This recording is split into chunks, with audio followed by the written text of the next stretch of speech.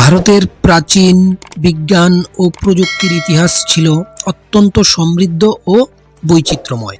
বিজ্ঞান ও প্রযুক্তির উন্নতিতে প্রাচীন ভারতীয় বিজ্ঞানী ও জ্যোতির্বিদরা গুরুত্বপূর্ণ ভূমিকা রেখেছিলেন।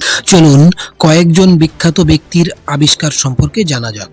শূন্যের ধারণা ভারতবর্ষে প্রথম প্রবর্তিত হয়েছিল, যা ব্রহ্মগুপ্ত নামে গণিতবিদ প্রথম দিয়েছিলেন। তাছাড়া আর্যভট্ট ত্রিকোণমিতির সূত্র বা পাইয়ের মান প্রায় সঠিকভাবে নির্ধারণ করেছিলেন। চরক ও সুশ্রুতের মাধ্যমে আয়ুর্বেদ বিজ্ঞান প্রসার লাভ করে।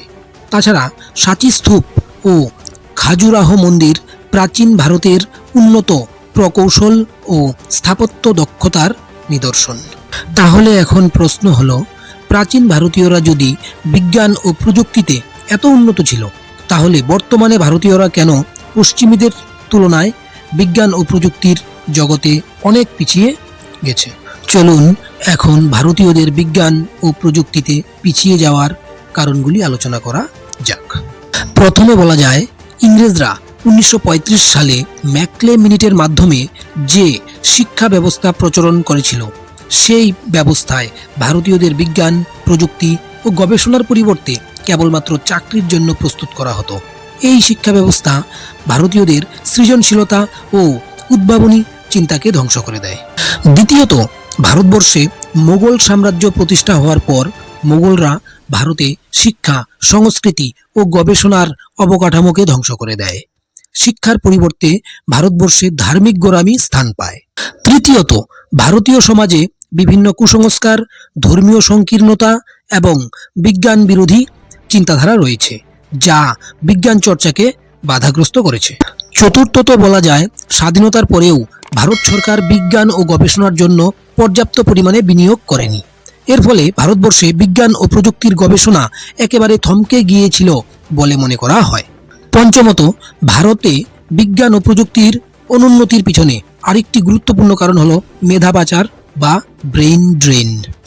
বিভিন্ন সময়ে ভারতবর্ষে বিভিন্ন প্রতিভাবান ব্যক্তিত্বের জন্ম হয়েছে, কিন্তু ভারতবর্ষে যেহেতু বিজ্ঞান ও প্রযুক্তির অবকাঠামো সীমিত, তাই তারা বাধ্য হয়ে বিভিন্ন দেশে পাড়ি দিয়েছে। এই প্রসঙ্গে গুগলের বর্তমান সিইও সুন্দর পিচাই, মাইক্রোসফটের সিইও সত্য নাদেলা এবং অ্যাডোবির সিইও শান্তনু নারায়ণের নাম উল্লেখ করা যায়। 6 নম্বর কারণ হিসেবে বলা যায়, ভারতে স্থানীয় ভাষায় বিজ্ঞান চর্চার অভাব রয়েছে। বিশ্বকবি রবীন্দ্রনাথ ঠাকুর বলেছিলেন, মাতৃভাষা মাতৃদুগ্ধ সম। কিন্তু ভারতবর্ষের বিভিন্ন স্থানে আজও মাতৃভাষায় বিজ্ঞান চর্চা হয় না। এজন্য সাধারণ মানুষ বিজ্ঞান ও তার গবেষণা থেকে অনেক পিছিয়ে গিয়েছে।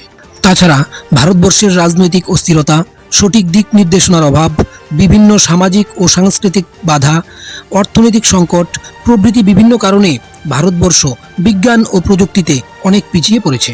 তবে বর্তমানে ভারতীয়দের বিজ্ঞান ও প্রযুক্তির প্রতি আগ্রহ অনেকাংশে বৃদ্ধি পেয়েছে।